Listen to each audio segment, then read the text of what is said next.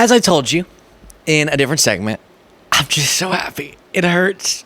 It hurts so good how happy I am about the selection. Again, all three of the finalists, Shapiro, Kelly, and Walz, all three would have been fantastic. But Tim Walz is just so great, especially in this current political moment where we need normalcy. We need elected officials who are just a little bit normal, you know, who understand people and aren't like many of the MAGA politicians, strangely out of touch, and many Democratic politicians too, and bizarre, who clearly don't care that much about helping people. And Tim Walz is the opposite of that. It's super exciting, and he's freaking out MAGA. The online explosion of rage and responses and lies already being told about him have been stunning. Trump himself, I'll show you his initial reaction. They're losing it. They're losing it. And I think that's a good sign for, I'll remind you, yes, winning. I think their fear is because they're afraid that this is a strong ticket. But why do we want to win so badly? It's also in the interest of all those MAGA voters. We're uplifting everyone. And I think Tim Walz is really good at communicating that message of, even if you're different politically, I really do find reprehensible the people that you're selecting, the people you're voting for. And these MAGA leaders do need to be defeated politically. But the reason why I'm so passionate about this is to help all people in this country, including those who hate us, right? So let's look at some of Trump's reactions. He sent out an email, his campaign did, that is so detached from reality. It says Tim Walz would be the worst VP in history, even worse than dangerously liberal and crooked Kamala Harris. He's that bad. And then listen, he'll unleash hell on earth and open our borders to the worst criminals imaginable. If you would be so kind and you're not already and subscribe to the channel, I would greatly appreciate just by clicking that subscribe button. Easy, free, but it makes quite the difference. Back to the video. And Brian Tyler Cohen posted that screenshot saying Trump has zero clue how to run against Tim Walz because he split screen it with this photo. The one I showed you in a different segment when he signed universal free meals K through 12 in K through 12 schools, and that's him being hugged by a whole group of kids after signing that into law.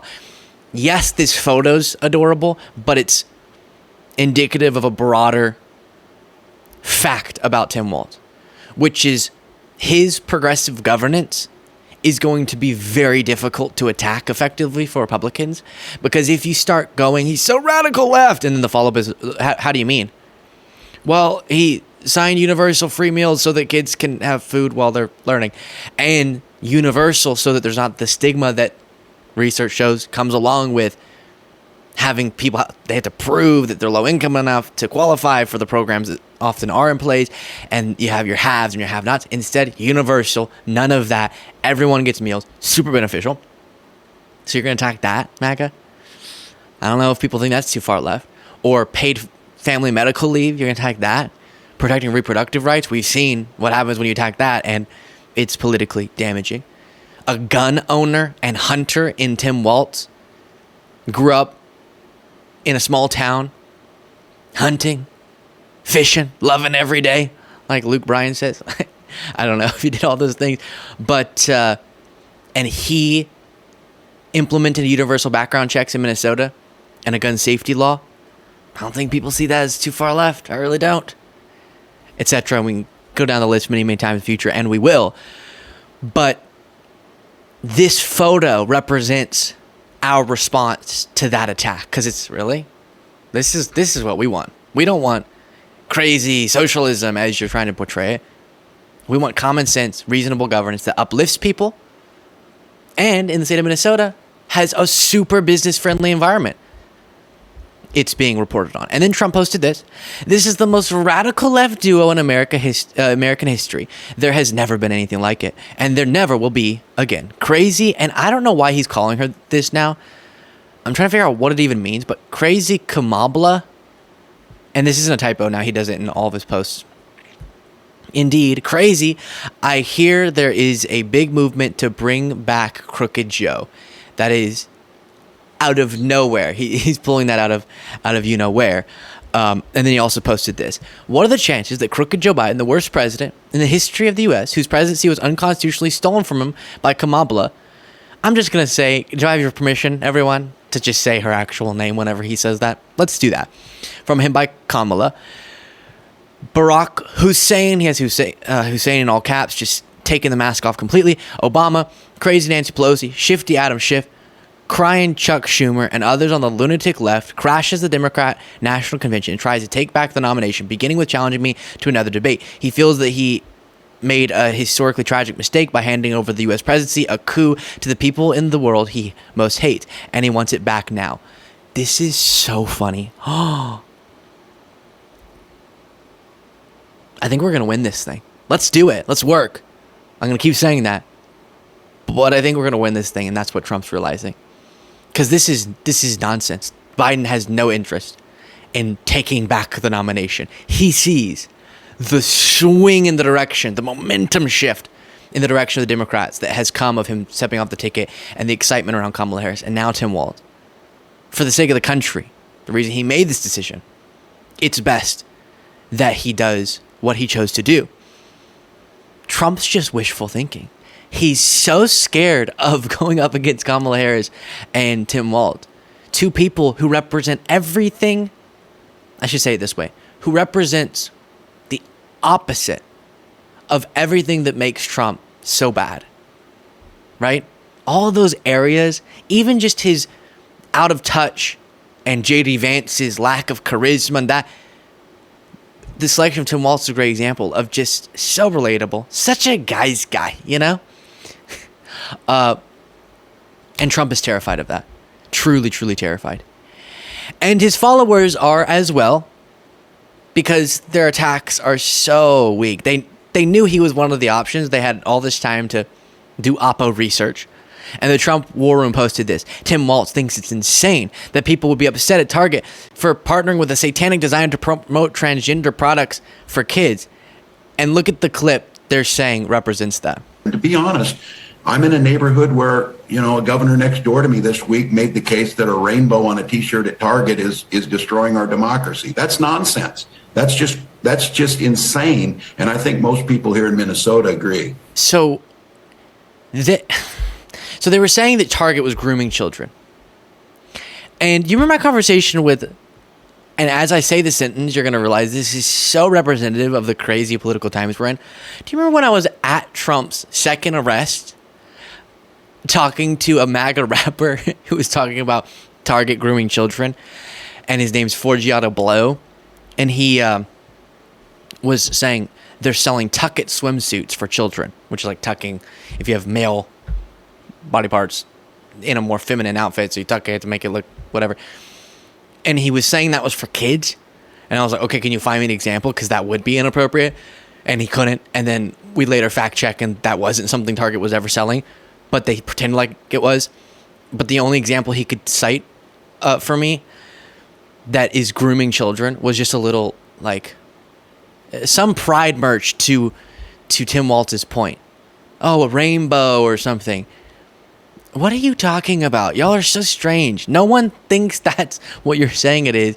And then you just have to lie blatantly whenever you're confronted and pretend like something was being sold that wasn't. So another example there. And then this is stunning. The beginning of this is going to be examples of how Fox News is presenting a clip of Tim Walz. And then you'll see it in its full context. And it's not at all what they're trying to say. So this is their attack on Tim Walz on the border. And I'll keep saying, if you have to rely on dishonesty to make your argument, you must have the weaker argument.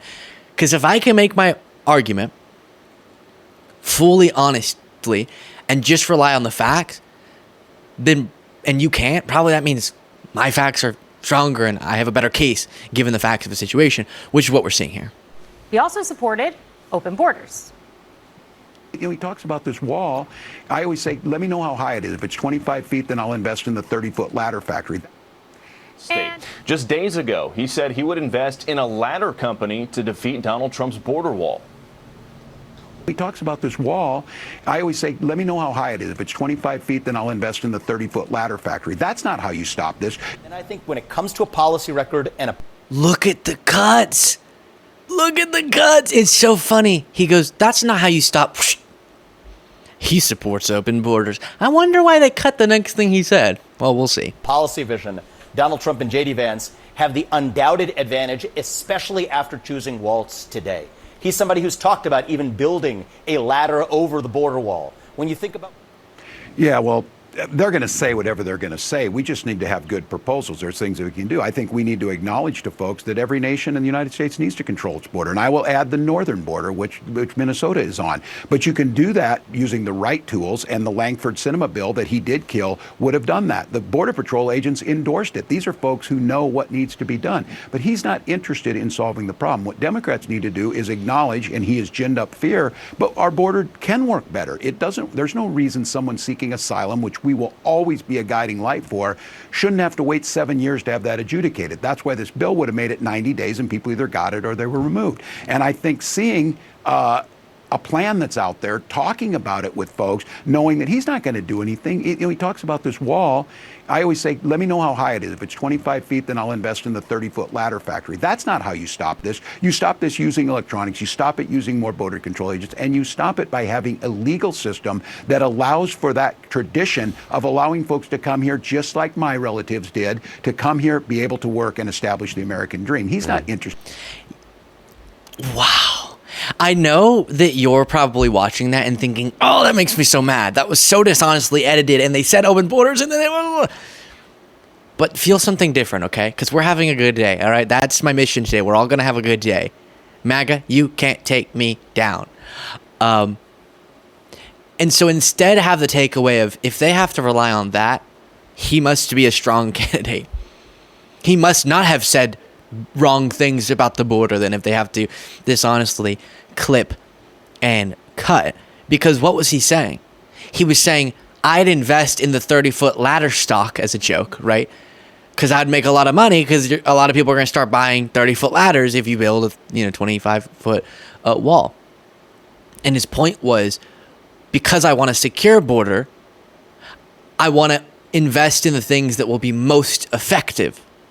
And his latter comment wasn't about what? How did they do that? It wasn't about, I'm gonna start buying ladders and giving them to people. Hey, here, go climb the wall. But that's so dishonest. I need y'all to understand. To cut that, you have to have watched up on the clip up to the point and afterwards to pick where you're gonna cut, to know that's not what he was saying, and then pick out that little part and say, he said he believes people should climb over it with a ladder. No, people would do that is his point. It would be too easy. So we should invest in technology in monitoring the border and enforcing the laws at the border in a way that will be more efficient, more cost-friendly, etc., or more bang for your buck. And then they had to clip it like that. And the reason they didn't want to play the whole clip is because he exposes Trump and says that bipartisan border deal that Kamala Harris is now promising to bring back and sign into law if she wins, that would have done the very things that, or attempted to do many of the things that the border wall would fail to do. And Trump got Republicans to shoot it down. And so in that clip, if you played it in its full context, you learn that, number one, Tim Walz does want a secure border and also thinks we should invest in, as we should, making our lawful immigration process more robust, which in part can disincentivize lawbreaking, a humane process, etc. All the things we're talking about. But yes, a secure border. So you learn that. You learn that Trump shot down a once-in-a-generation border security bill for political reasons and got Republicans to do that in Congress on his behalf to hurt Biden politically. And you learn other things, but I forgot the rest of my list. So it is so dishonest, but don't let it ruin your day, because if they have to rely on this, they are flailing, and they should be. Tim Walz is a great pick. Any of the policies that they're going to say make him super far left, you present to people universal free meals in school as an example, and people don't feel frightened. They don't think, as Trump said, that he's going to unleash hell on earth. And they do think that they're pretty common sense. So if dishonestly cutting clips to make it seem like he said something when he was saying the exact opposite of what you presented it as doesn't work, if the attacks on Kamala Harris's identity don't work, Trump questioning her black identity, if all these things don't work, then they're going to have to rely on election lies, saying that it was stolen if they do lose. And Liz Harrington, a former senior advisor to Trump, is starting that, as we've seen with Trump as well. Thanks for having me, Jane. I think the most important thing for our audience to remember here is the most important thing to the regime is the lie and selling the lie. So it was so imperative for them to replace Joe Biden because there was no way they could sell once again. They already tried to sell him getting 81 million votes. No one believes that. They certainly couldn't sell the idea of Joe Biden getting 100 million votes in 2024. So he was never going to be the nominee. That's why they had to get rid of him. Why would Biden get 100 million votes? Liz. Okay, we're going more. To get rid of him. And magically, after President Trump is crushing Joe Biden in the polls, actually, I think much higher than the public polling was. They released the polling. It was like only up of 3 to 5 points. I think he was actually up double digits. But magically, when Joe Biden gets out of the race, we have this narrative, the polls are tightening because they need to sell the lie that Kamala Harris can beat Donald J. Trump, because the truth is she can't beat him either. President Trump is the leader of the biggest political movement in American history, and he's only gotten stronger after everything they've thrown after him. So you get the point. They're going to have to sell a narrative that the polls are tightening so they could steal the election and have plausible deniability, is the argument she's making. It's ridiculous. They always say it's impossible. No one believes that Biden got 81 million votes. I know about at least 81 million people who believe it. And this is a sign of great weakness. If they were confident, they don't have to set these lies up. They're not confident. They see the momentum. The Kamala momentum. That didn't work. Never mind. I tried. I failed. And they see that this is an election that we can win. And so they have to start lying about it.